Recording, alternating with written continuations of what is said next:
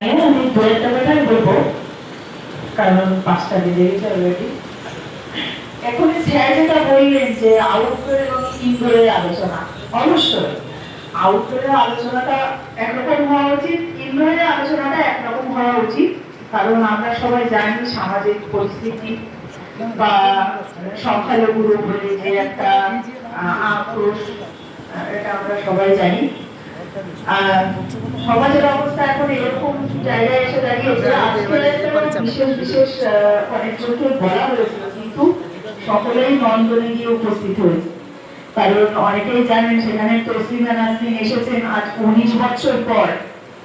তেনাকে আবার ভারতবর্ষের গেট খুলে দেওয়া হয়েছে, তিনি এখানে এসেছেন। আর আমাদের মিনিস্টার শুভেন্দু অধিকারী তিনিও সেখানে আছেন। তো সেখানেই সবাই ব্যস্ত। এখানে আসার সংখ্যালঘু পরিষদের যে কার্যকলাপ মিটিং, এখানে আসার মতো তাদের মানসিকতা তৈরি হয়নি, এতটাই ব্যস্ত। আমাকেও অনেকবার করে ডেকেছেন অনেকেই, অনেক রিপোর্টারও ডেকেছেন। আমি বললাম আমাকে পাঠিয়ে দেবেন, আমি যেতে পারবো না, এখানে প্রোগ্রাম আছে, আর পারলে আসুন তারপরে ওখানে যান। কিন্তু ওখানেই একটু বেশি ইন্টারেস্ট।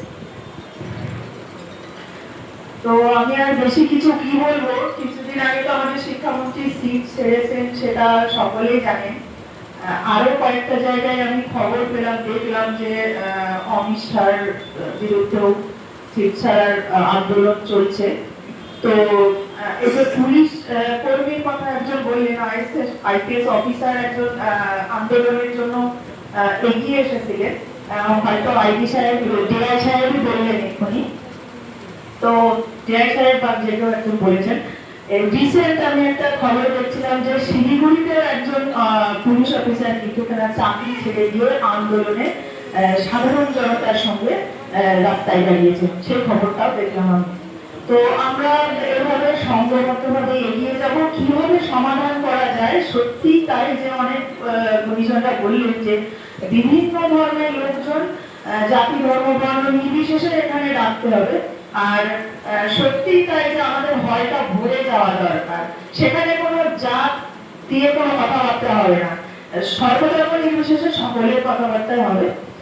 অনেকে সুন্দর সুন্দর কথা বলেছেন, সমৃদ্ধ হয়েছিল, ভালো লেগেছে। বেশি কথা বলবো না। সকলে ভালো থাকবেন, সুস্থ থাকবেন, সচেতন থাকবেন, সুস্থ চিন্তা ভাবনা করবেন, যাতে অসুস্থ মানুষদের বিরুদ্ধে আমরা ভালো কিছু করতে পারি। ধন্যবাদ।